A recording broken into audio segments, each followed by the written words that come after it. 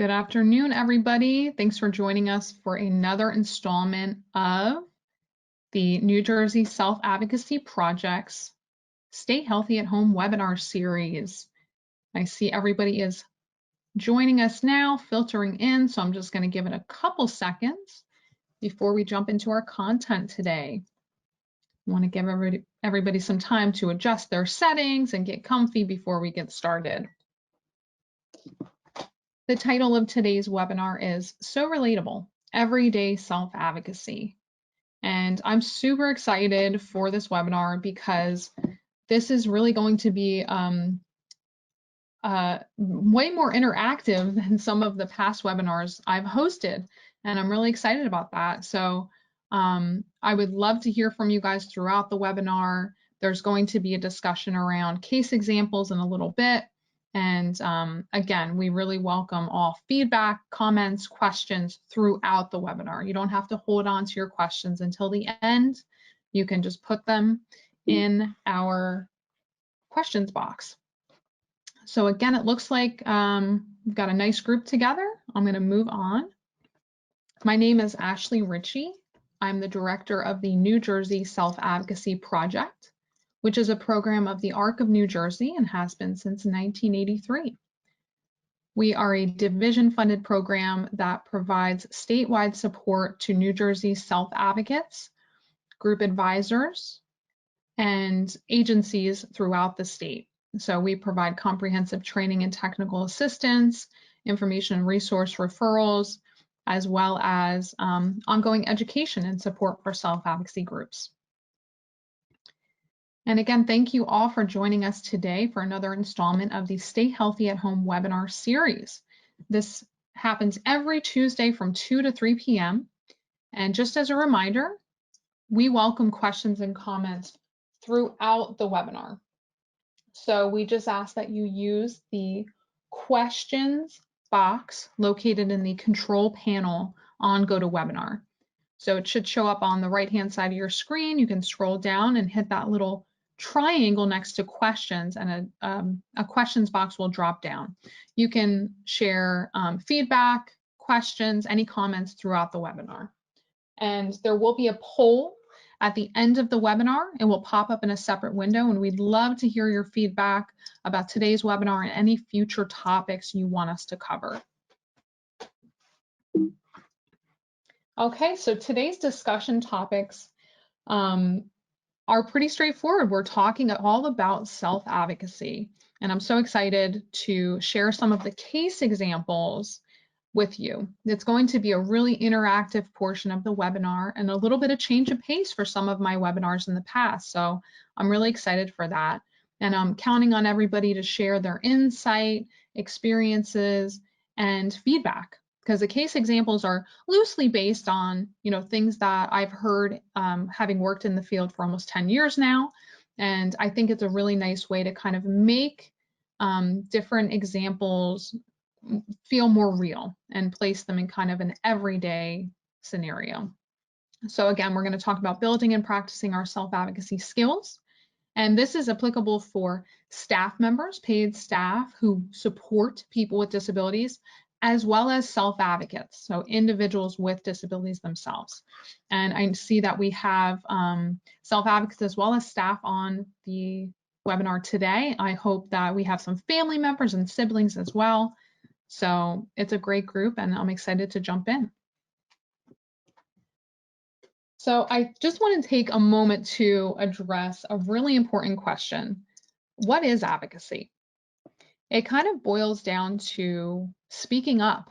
So it's all about speaking up for ourselves in a bunch of different scenarios. I don't think that there's any wrong place to self-advocate. It takes on many forms, but again, it really involves speaking up in some manner. And today we're going to discuss several ways that we can advocate virtually as well. And our advocacy efforts, efforts on this part of self-advocates and paid professional staff, what we're trying to do is really work towards positive changes for students, adults, all people with intellectual and developmental disabilities. And one thing I want to note about self-advocacy is that When self-advocacy is done by a person with an intellectual or developmental disability, that means they're speaking up on their own behalf. But there's also a part of self-advocacy that asks if a person with a disability can speak up on behalf of others who may not have it may not be as easy for them to speak up on their own. That's also self-advocacy. So it's done on our own behalf or on behalf of another person or a group.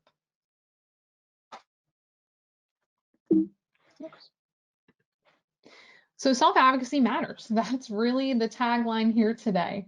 It's really about speaking up for ourselves and supporting the people that are in our lives, the people with disabilities that we may be paid to support, or that are loved ones or close friends or family members. We want to make sure that we're facilitating opportunities for that person to speak up on their own behalf as well and build those self-advocacy skills. Because learning self-advocacy skills and putting them to the test benefits our lives as individuals with disabilities, but also the lives of so many other people with disabilities throughout the state, throughout the country, throughout the world. So, as is the case with other advocacy movements, we want to acknowledge that people without disabilities are welcome and welcome to be part of the movement, but they kind of serve in an advisory or a capacity as an ally. So the purpose is really amplifying the voice of self-advocates. And we're going to talk specifically about how that happens here in New Jersey. But just keep that in your mind as we're going through the case examples and going through the information in the webinar today. So allies or people without disabilities do not assume leadership roles in self-advocacy groups. It's really, again, about amplifying the voice of individuals with intellectual and developmental disabilities. And speaking of amplifying some voices, I'd like to hear from some self-advocates now. So we're going to check out a video together. Self-advocacy means to speak up. Speaking up for your rights, no matter what the issue or the concern is. To speak for oneself and speak for others. I have my own voice. I speak up for myself. Standing up for your rights and not relying on staff or your support staff to make decisions for you. The ability to be independent, live your life to its fullest extent. We took issues like will work, will pay.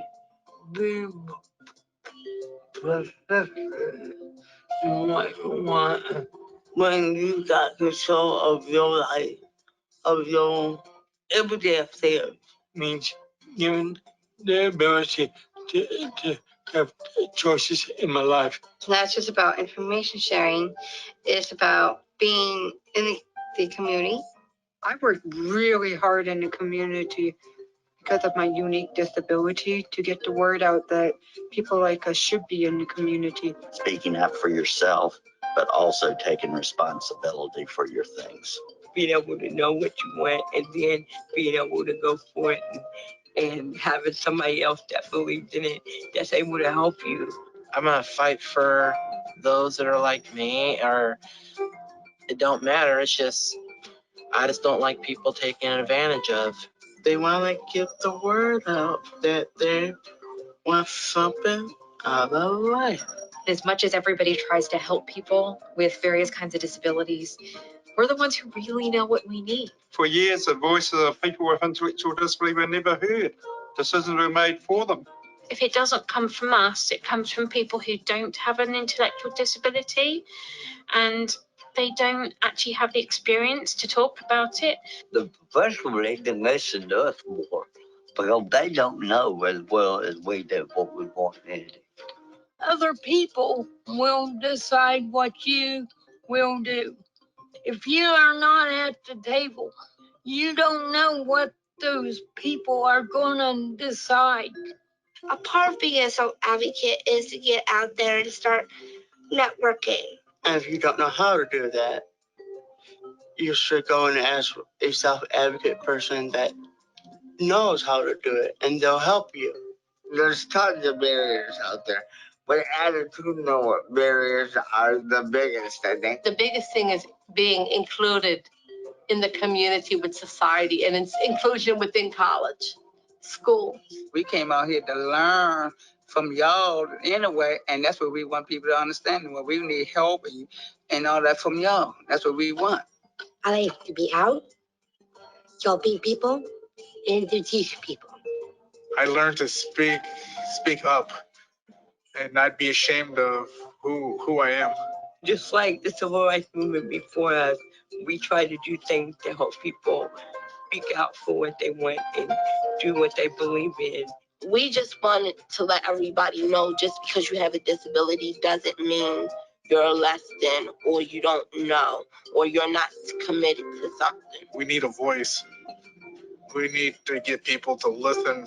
It's really important that we speak up and tell people what is wrong in this world, and so that we can make it better and we can make a change.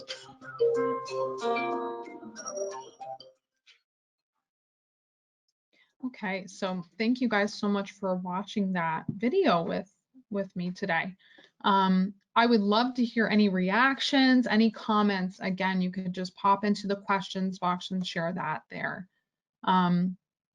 You know, I've shown this video in other trainings and I feel like there's always a strong reaction. There's so much there in that video, and you're hearing directly from self-advocates across the globe. There are self-advocates from different countries, and the resounding message that I kind of hear is that self-advocates are asking other members of society, you know, people who do not have disabilities, they're asking for greater society to kind of view people with intellectual and developmental disabilities as leaders, recognize the power of education and the experience that, the lived experience that people with disabilities have that's valuable and needs to be shared. So yeah, I just think the message is great. Again, I wanted to kick off just hearing directly from some self-advocates. There are some self-advocates from New Jersey in that video as well. And thanks so much, Erin and Jane. I'm so happy that you enjoyed it and that it's helpful to you. And yeah, so I thought another interesting point was that, you know, advocates are talking about the importance of peer support and really being able to learn from other self-advocates. If we move on to look at kind of a very brief history of self-advocacy, we see that self-advocacy really started in Sweden in the 1960s. There was a doctor who worked sort of at an institution, a larger congregate setting for people with disabilities. And the residents were saying to him, you know, I want to be out and about in the community. I want to be able to do things that people without disabilities are doing. I don't want to be here all the time in an institutional setting. So the doctor worked with some of the residents to put together a self-advocacy group, a meeting. It was comprised of people with disabilities as well as people without disabilities. And they would go out into the community and just do typical kind of recreational activities together. And then they would debrief. They would get together after that outing and talk about their experiences. So again, it's a way for people with disabilities to share their perspective, their lived experience as a person with a disability, and for the people without disabilities to maybe be able to hear a different perspective and be exposed to the experiences that people with disabilities have. From there, self-advocacy spread from Sweden over to England, and England held their first national self-advocacy conference in 1972. From there, it jumped across the Atlantic Ocean, and the first national self-advocacy conference was held in British Columbia. And advocates from the Pacific Northwest, so Washington State, Oregon, they traveled up to British Columbia and checked it out and wanted to see what self-advocacy was about. That following year, advocates in Washington State held a national conference. So they wanted to spread that message across the US. So if we look at 1980, the first self-advocacy group formed in Australia, and the group was called Reinforce. And again, the most important principle here is that it was run by and for people with intellectual disabilities. So that is what I was talking about before with having people with disabilities in a leadership role in that kind of capacity. In 1983, New Jersey's first self-advocacy organization NJUSA, as it was called at that time, was established. It later becomes what we know today as the New Jersey Statewide Self-Advocacy Network, NJSSAN. And in 1995, there was sort of a self-advocacy census that happened. And at that point, there were over 600 self-advocacy organizations in the US alone, including a national organization called SABE, or Self-Advocates Becoming Empowered. SABE hosts a national conference every few years in different locations throughout the US. I've had a chance to attend. It's an awesome experience. Things have been thrown a little off course because of COVID, but if you ever have a chance, I would highly recommend attending a SABE event or a SABE conference. And I'm just looking at our questions box here. There's a comment about the difference in what specialists who specialize in individuals with intellectual and developmental disabilities or IDD concerns. It's amazing what the specialists believe and what people who actually have IDD believe. It's amazing. I agree with you, Julia. That is absolutely true. And something in the video that really always strikes me is the idea that self-advocates are saying, we want to be at the table. We want to be there when decisions about our lives are being made. We don't want to have to fix problems later. And, you know, that would be helped if people with intellectual and developmental disabilities were able to have a seat at the table and be part of those decisions. That's really what we're calling for. We want more input. We want real decision-making capacity in all areas of life. So when we think about the goals of the self-advocacy movement, we really think about that balance of having our human rights respected and also being able to know what our responsibilities are and accept the consequences of our decisions. So it's about making choices about your life as a person with an intellectual or developmental disability and having just the right amount of support. So like the advocates in the video were saying, I don't need someone to make the decision for me. We don't want that because I might not like what they decide, but I want to have all my options explained to me in a way that makes sense to me and then get that right amount of support when I need it to make those decisions. We're going to talk about what those decisions are in just a minute, but you know, it's really about individuals having personally meaningful goals and experiences. So if we think of the perspective of a staff member, you know, sometimes you may work with someone whose, you know, goals don't align with yours. That's okay. If we're really committed to self-advocacy and expanding the voice of people with disabilities, we want the individual to be able to say what they want and have their goals achieved and written down in their plans. So yeah, I think that really sums it up. And of course, if there are self-advocates on this call, group advisors, if you see other goals of the self-advocacy movement, feel free to type those in the questions box now. I'd love to hear from you. So when we really think about, oh, Carmen, great question. Carmen asked, what kind of activities comprise advocacy work? We're getting to that in just a minute. I'm so happy you asked it. First, I just wanted to touch on some of those real choices that we think of, because advocacy does involve choice. And as today's webinar title would suggest, we are focusing a lot on the everyday choices we make. Okay, so these are daily choices, daily decision-making, choices big and small. We're all making choices all the time. Probably some of us wish we could make less choices than we have to, but certainly relationships involve a choice. You should be choosing as much as possible the people who are in your life, the people who you're sharing space and time and privacy with. That's a goal for a lot of people and a lot of self-advocates that we support. How about food choices? And a couple months ago when we did another webinar to celebrate DSP Recognition Week, a DSP brought up a great example of, you know, making sure ISPs, like our individualized support plans, accurately reflect our current goals. So she brought up the example of, you know, in someone's notes and someone's plans, They didn't like a particular food. Well, when's the last time we tried it? When's the last time we had the opportunity to try that food, we didn't like in 1995? Like, let's have experiences and have the choice to make about what goes into our body. And that includes being an active part of maybe grocery shopping, whether we're doing that online or in person. And clothing choices, being able to express ourselves through style, through what we put on our bodies. This matters more to some people than others, and that's fine, but it's really finding a balance of making sure that the individual gets to make decisions as much as possible. So as a support staff, we can help facilitate some of those decisions or do some prompting, but it should really, the final say should be on the person, on the individual. All right.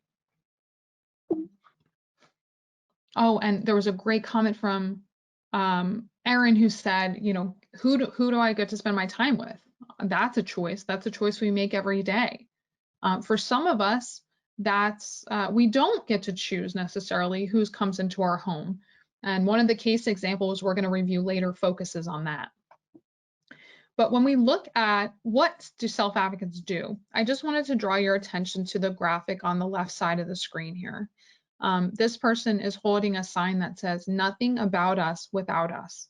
That's kind of the tagline of self-advocacy, of the self-advocacy movement. So when Carmen asked before, like, what kinds of activities comprise self-advocacy or advocacy work? What are self-advocates doing?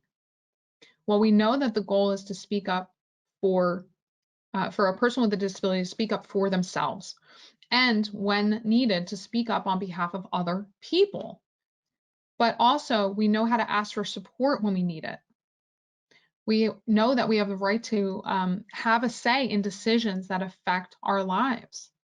This is a big one. We have the right to ask questions if we need clarification. So when my team and I work with self-advocates, this is a big thing.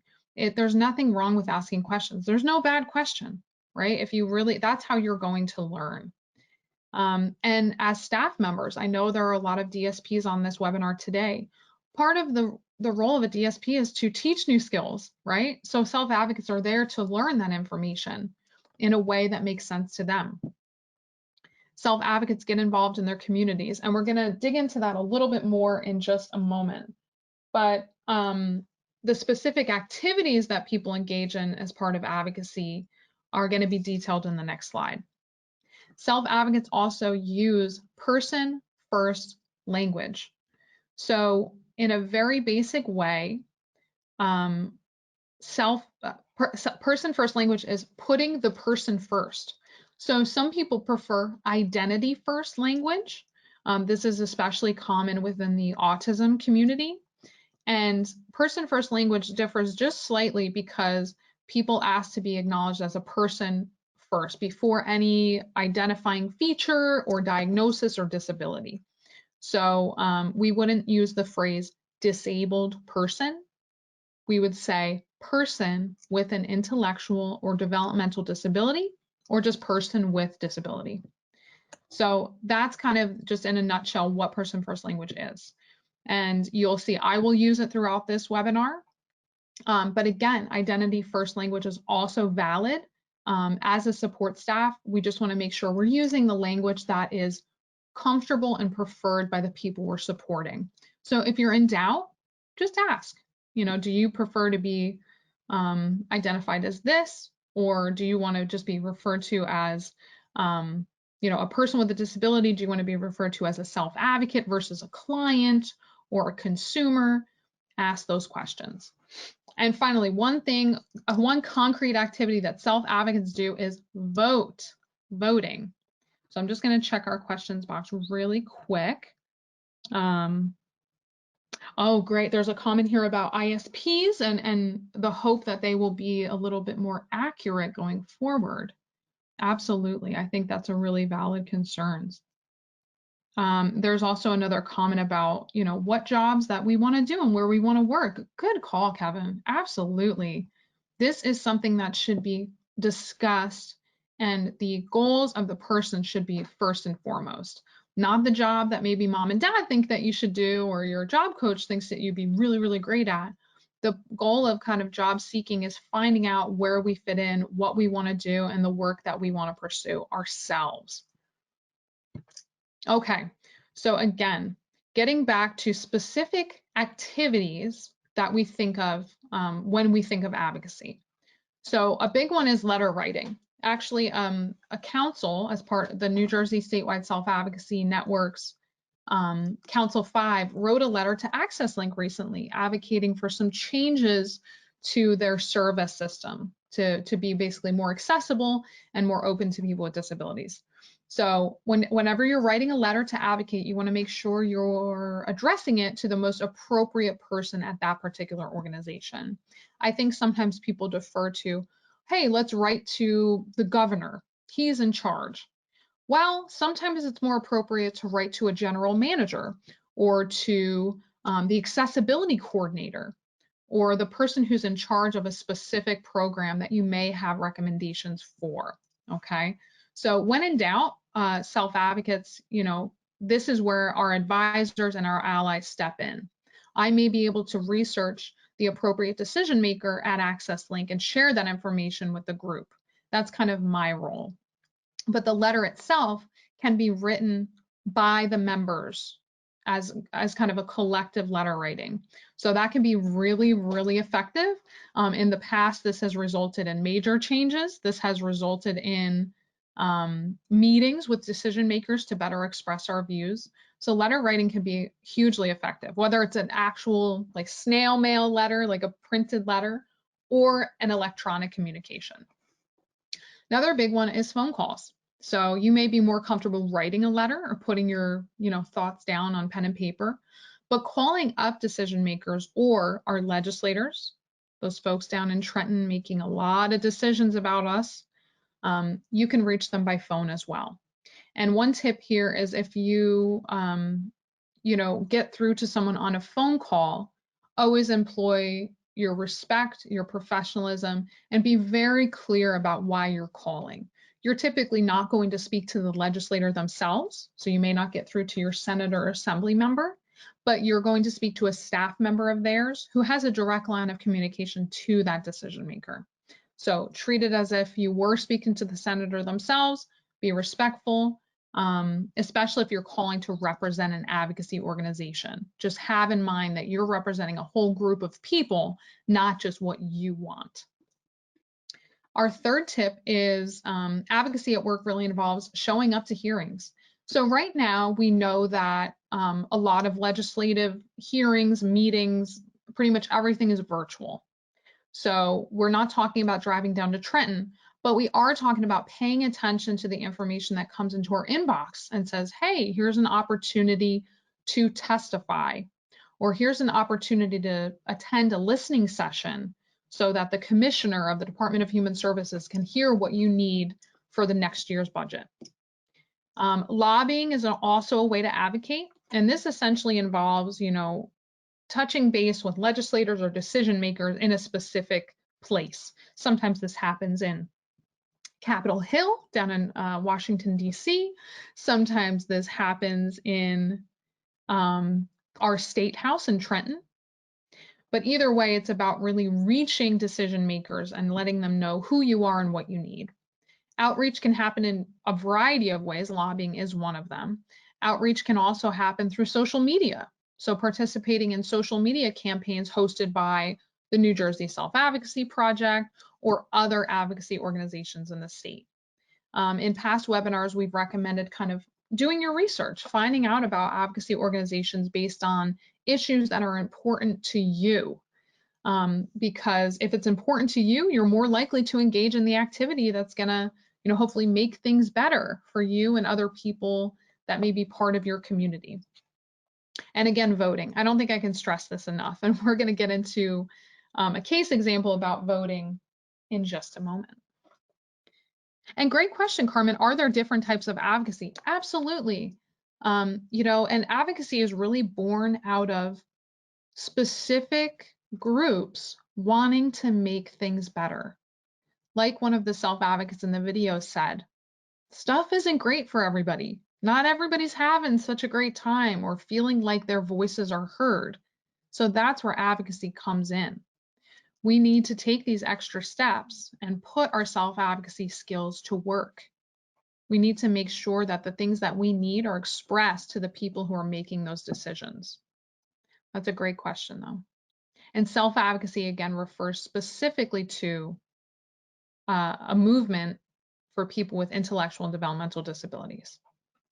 So speaking of, again, a hearing, our third point, attending a hearing, this is an upcoming listening session hosted by the Department of Human Services. So this just came into my inbox yesterday morning, and the session is coming up pretty soon, Monday, December 14th, Tuesday, December 15th. So this is an opportunity for New Jersey citizens to offer verbal or written testimony to help the Department of Human Services figure out what self-advocates need in the budget for 2021 to 2022. So if you are interested in this, here is the email address.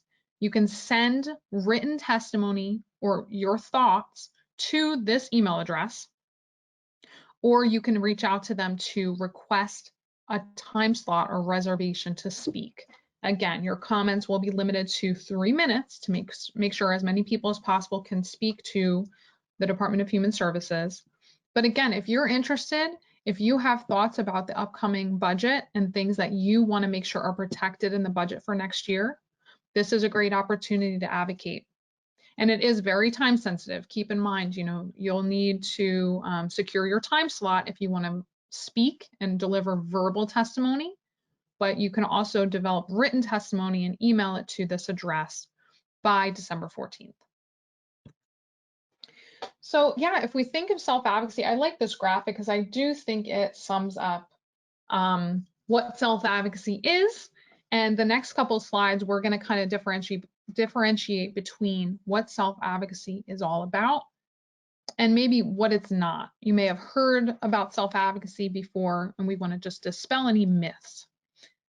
So let's jump right in.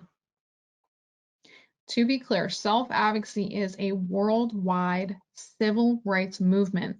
It is led for and by people with intellectual and developmental disabilities. Self-advocates work together on things that are important to members of that community, things that are important and impactful on the daily lives of people with intellectual and developmental disabilities.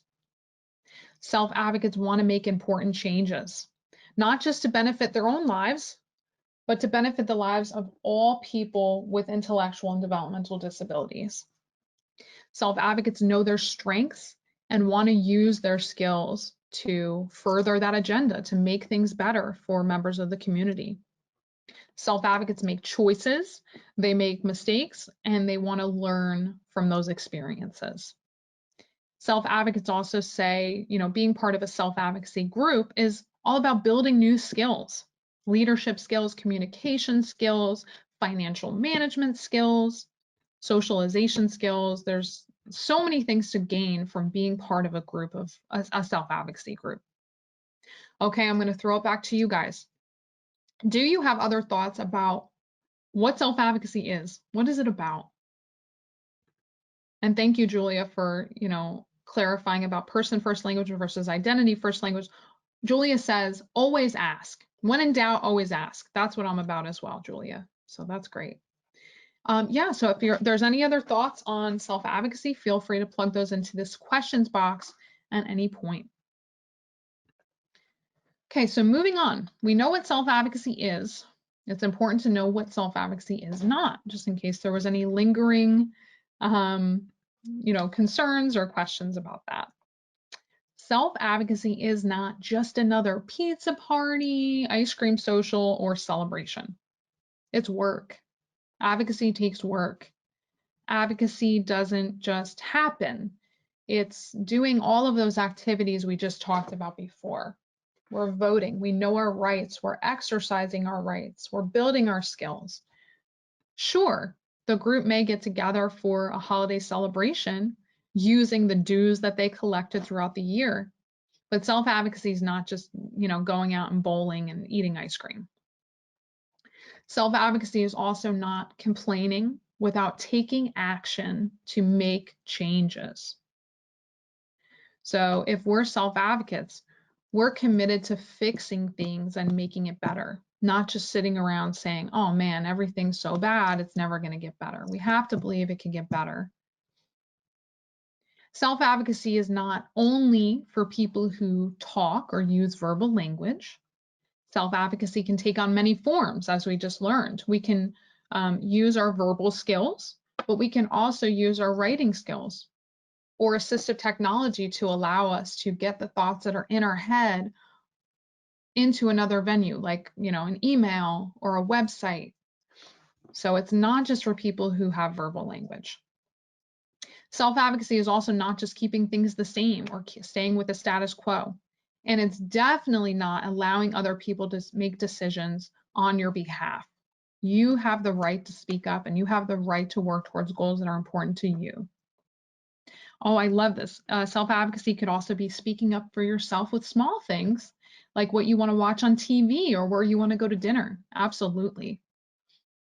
Julia shared that self-advocacy to me is standing up for myself and telling people what I need. Absolutely. And just on that note, you know, our needs change, right? So from day to day, we may need different things from the people who are there to support us. And self-advocacy, our skills are always there to help us express those things. Awesome. And on the flip side, if anybody has thoughts about what self-advocacy is not, feel free to share those in the questions box at any point. Okay, we're going to switch gears just a little bit and do a quick review of the New Jersey Statewide Self-Advocacy Network, because I promised I would share some resources about how to get involved in self-advocacy and in those different advocacy activities we talked about. So the New Jersey Statewide Self-Advocacy Network is the largest self-advocacy organization in the state. My team and I, the Self-Advocacy Project team, support members, individual self-advocates, as well as the self-advocacy groups in each of these areas and the regional councils.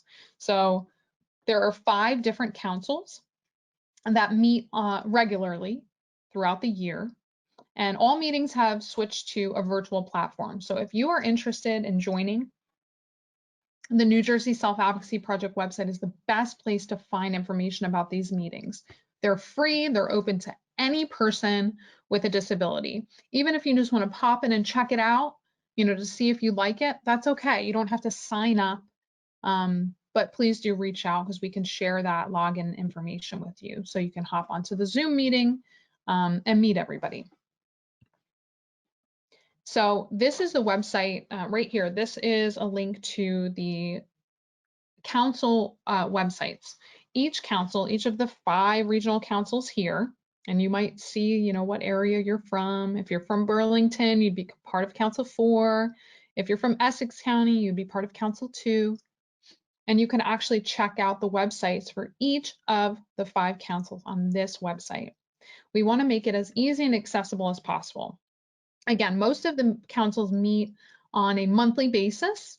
Some groups take July off or August off for vacations, but it's a very regularly scheduled meeting, and meetings are scheduled a year in advance. So if you're interested, please check out this website. We'd love to have you join and check out a meeting of the New Jersey Statewide Self-Advocacy Network.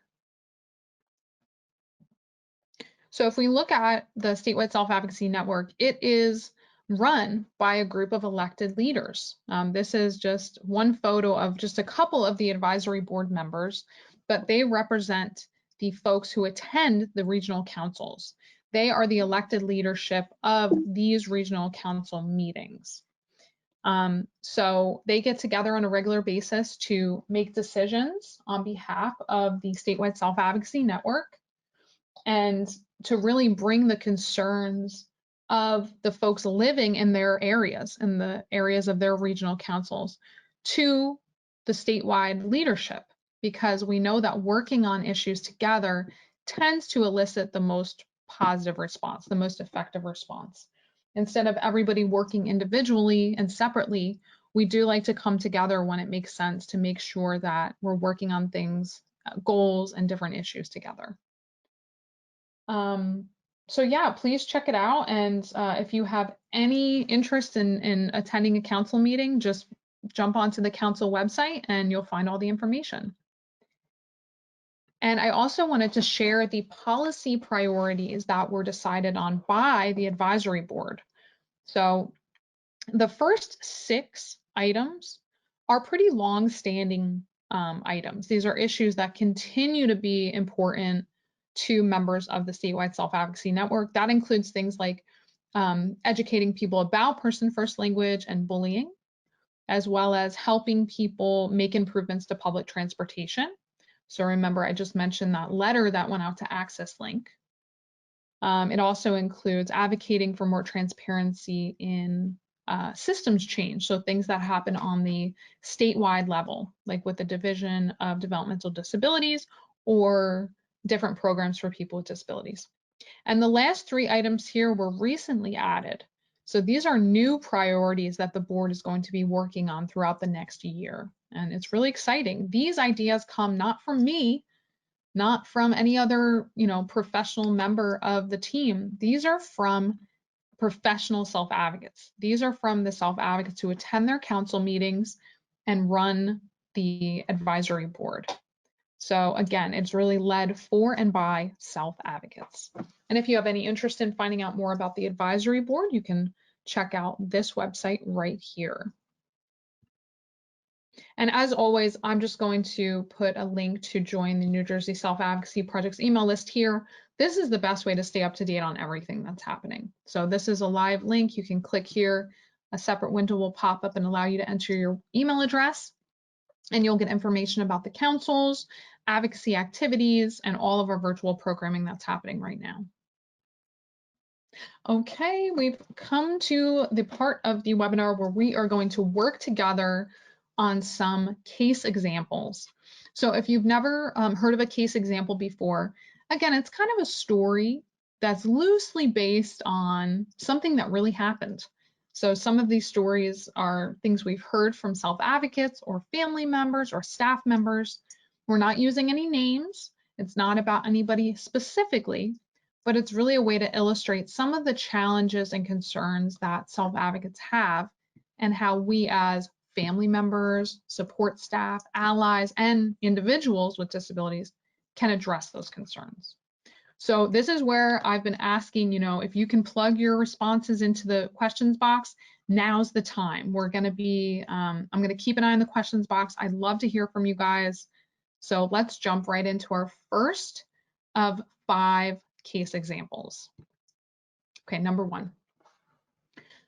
Let's imagine that you, as a person with a disability, or someone that you support, so if you're a DSP, you can imagine someone you support, wanting to learn more about personal budgeting and finances.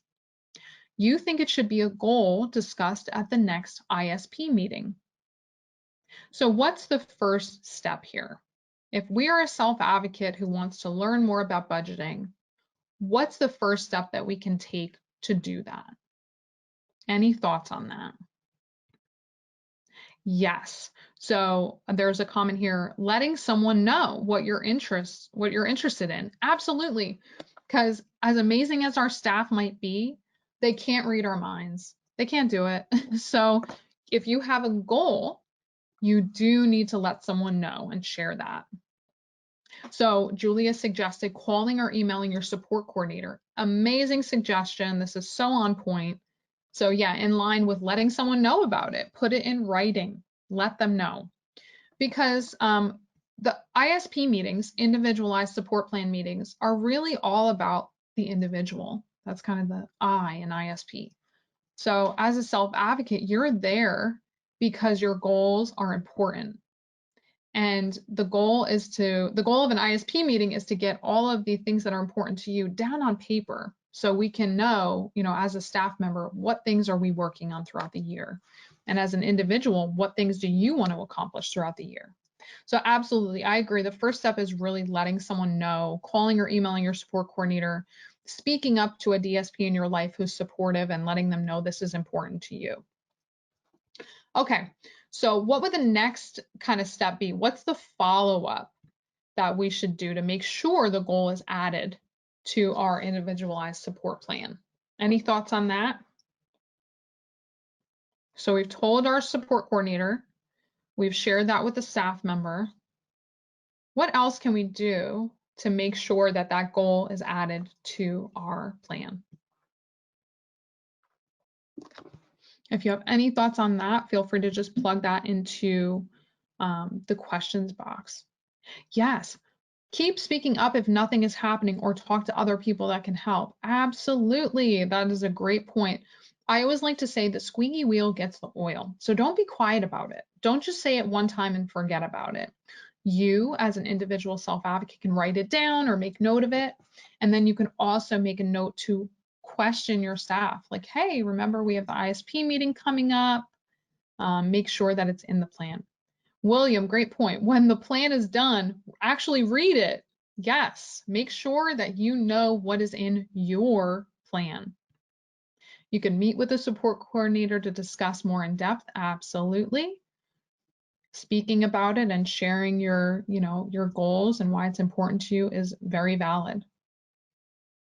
Oh, this is a great suggestion, Sharon. Email your support coordinator so that it is documented. Some people say if you didn't write it down, it didn't happen. So there we go. That's a great tip, Sharon.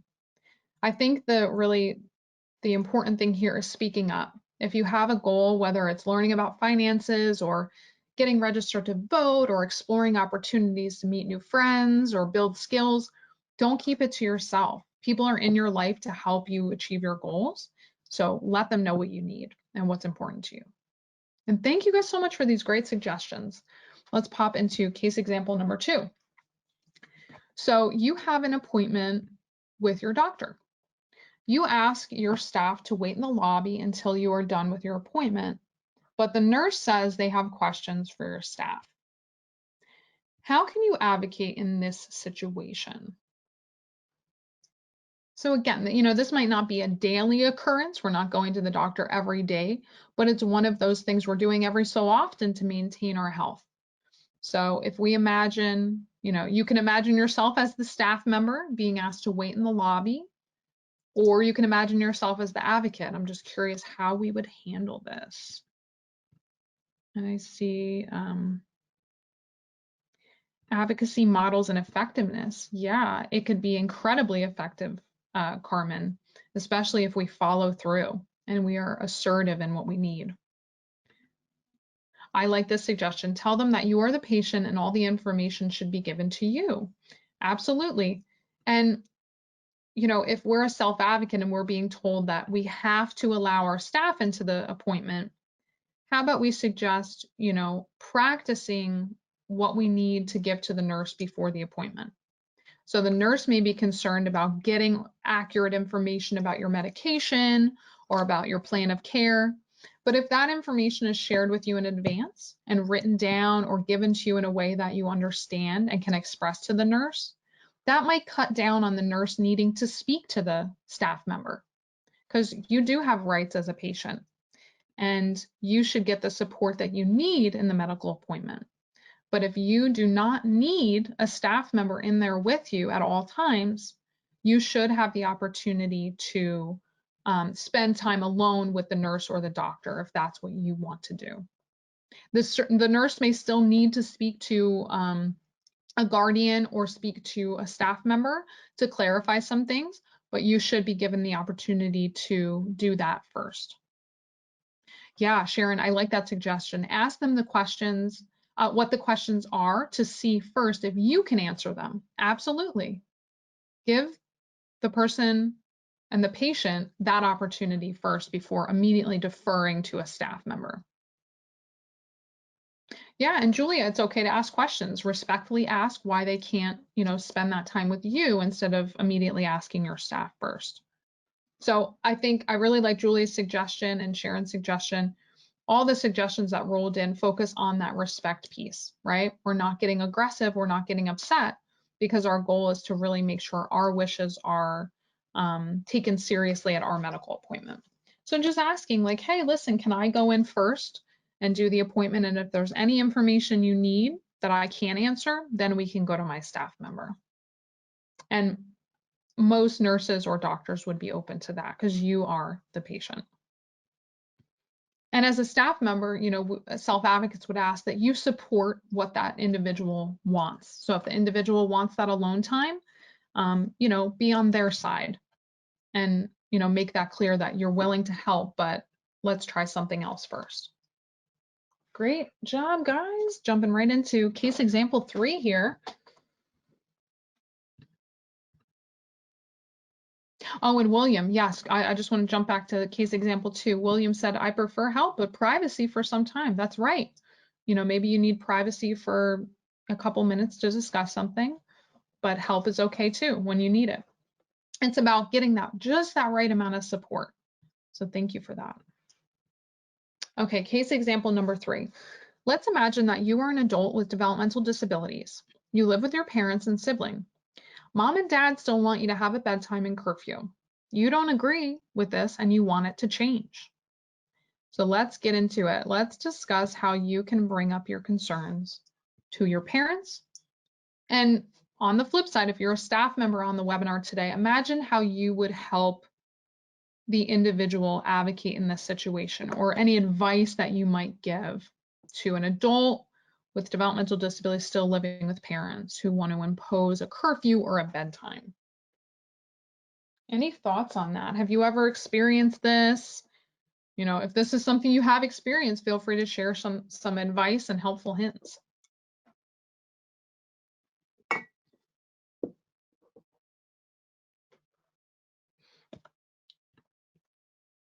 So I just wanted to give everybody a couple seconds just to chime in here. I really just do like hearing from everybody. I think everybody has so many different experiences that this can help everybody. Yeah, and again, Erin said, be respectful and express your wishes. You have the right to do that. So one thing that I wanted to incorporate into our discussion on this, oh, here we go. We have some comments rolling in. Okay. Yeah, and someone just wrote in about an issue with a friend who was asking her, who felt that they were being used to be taken to stores to buy things that are too big for you to carry by yourself. Since you don't drive, that made you feel not good, and I didn't say anything. So I'm so glad that this is being brought up because communication is key. There's another comment, communication goes a long way to letting people know what you want. Absolutely, because we're not mind readers. So that's really the crux of this here. I want to focus a little bit on effective communication. And Julia expressed that maybe you can ask what their concerns are and provide a compromise or other suggestions. I love the word compromise here because mom and dad want one thing and their adult offspring that's still living in their house wants another. But I bet there's a way to get there and compromise. Carmen's advice is to let people know how you feel. Absolutely. This is huge. Tell your parents how you feel about the situation. That's right. You have the right to do that in a respectful way. So I just want to jump into a quick graphic. I really like this because we all have different ways of communicating, right? And it can even be day to day. We might feel a little bit different. We might feel a little bit more assertive some days. Some days we may be a little bit more passive. So kind of the difference between being assertive and passive is the way that we're saying things and the way that we're working towards getting what we need and communicating what we need. So this graphic breaks down 4 different styles of communication and then kind of how it works out, let's say in a discussion. So if I were the self-advocate or the parents in our last case example, I would want to go assertive because that way I'm getting what I want, the parents are getting what they want, everybody's going to walk away with that compromise that Julia mentioned. Everybody should be happy. And oh my gosh, Sharon, amazing example. It's all about timing, right? If we want to have a conversation, we need to find the right time to do it. So Sharon said, find the right time when your parents are not busy and in a good mood. That's right. So I like to plan the conversation. right? Instead of saying, you know, we have to talk right now. I have to talk to you at this very moment. You can say, there's some things I want to talk about the curfew and about bedtime. I'm wondering when would be a good time for you guys to talk with me. And they might say, listen, I'm really busy with work right now. How about after dinner? Or how about tomorrow morning? And it's about working together to find a good spot and a good time where, and again, that's the compromise, a time that works for everybody. So another thing I wanted to share was, especially if we feel less confident in our verbal communication styles, is putting our concerns in writing. So whether that means, you know, using speech to text on a device, putting pen to paper, or, you know, using another way to express ourselves. We can also write down what our concerns are and provide that in a letter or provide that in writing. And that way it'll give the parents more time to review that. You know, it's not so on the spot. It doesn't always have to be a verbal communication to start. You can put your concerns in writing, and that way you can review it before you share it with the person you're going to send it to. And these communication styles, you know, I don't think that maybe every single communication style is noted here, but these are 4 big ones. We definitely want to lean towards assertive. So as a staff member or a family member on the call, as much as possible, you know, take advantage of opportunities to express assertive communication and what that looks like, because that's part of our role. If we're teaching, we want to model that appropriate behavior. So I think that was great. You guys really nailed it, talking about compromise and talking about picking the right time to communicate. Okay, we're going to jump into our 4th case example here. Let's imagine that you are a support coordinator for adults with disabilities. A client you support wants to get registered to vote, but their parents forbid it and tell you that you must respect their decision because they are legal guardians. How do you approach this situation? And what resources might you share? This is a big one. This has actually come up many times, and I want to take the opportunity right now to let everybody know that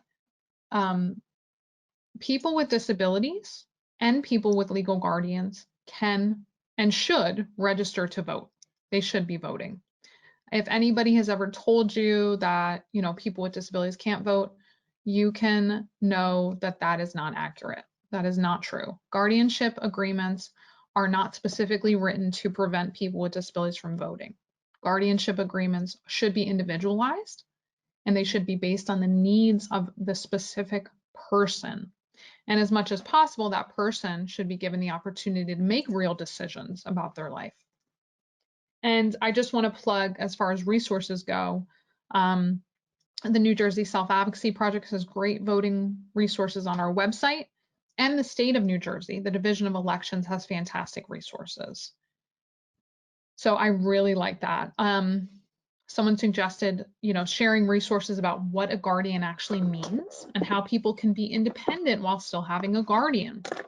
Also, an important point, a judge is the only person who can tell someone they can't vote, not a parent, not a guardian. It's a judge, and it's very, very rare.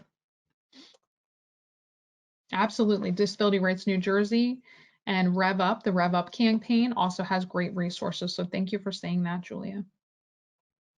Yeah, most of all, you know, if you know that this is not accurate, you can present that information in an assertive, respectful way. They may have been misinformed. A lot of people are. So if the parents are telling you that they forbid it because they're worried about guardianship and that legal agreement, you can just let them know that that's not accurate and share factual information to the contrary. And as we said, Disability Rights New Jersey, Rev Up, and the New Jersey Self-Advocacy Project websites are great places to start. Okay, getting into our 5th and final case example here. Let's imagine that a staff member who works in your apartment building has a habit of entering your apartment with their shoes on. You like everyone to remove their shoes before they come inside. You've asked the staff member to remove their shoes several times, but they always say that they forget. How can you advocate in this situation? And this is truly like an everyday, just a daily example. of having to communicate with other people, whether it's a staff member or a family member. How would you handle this? There's been such great feedback so far, so I want to thank everybody for that. I think right off the bat here, we acknowledge that whether we're being paid to support someone in their home or not, that is someone's home. So it is on us to comply with any requests that they make about our behavior or our conduct in their home. As staff members, we should always be vigilant of that, that if we're entering someone's kind of safe space, their home, we want to be able to comply with things that are going to make them feel comfortable in their home. Yeah, just a verbal prompt. Julia says, ask them to remove their shoes before they go through the door. Yep. I also, an idea is maybe posting a sign outside of the apartment or the house, or having a little gentle reminder posted when you get inside the apartment. But it's okay to remind the person. They may truly just forget. That might not be something that they do at their home, so they're not familiar with it. And it's okay to let them know and to continue advocating. I also plugged in this graphic of shoes in a little wicker bin right inside the door, because this also serves as a prompt, right? If the person says, oh, right, okay, I have to put my shoes in this box, instead of leaving them, strewn about the floor. This is another way, as a gentle reminder, to store the shoes and also serve as a reminder to staff or other people who come into the apartment. But most of all, again, it's about that assertive communication. Make sure that you bring it up in a respectful way in order to best, get what you need. So yeah, I really think that, we could put a note on the door or put a bin outside the door. Good call, Jane. Even a shoe rack outside for the shoes, and another way to visually remind someone. Great. Yeah, most of all, I just want to really stress the importance of supporting self-advocates and advocating. This is something that might seem small, right? This is something like, oh, what's the big deal? They want me to take my shoes off. But respecting this decision leads to the person maybe feeling more confident to assert themselves about other decisions that they're going to make. So that's why it's important. We are going to wrap up. I'm wondering, before we do, if there's any final questions or final comments. I will keep an eye on our questions box right now before we end. And we'll just see if we have any other questions or comments. I just want to thank everybody so much for their participation. This was a more interactive workshop, and I'm just so excited about that. So thank you all again for joining us, and we hope to see you again next week for another installment of the Stay Healthy at Home webinar series. Thank you all so much.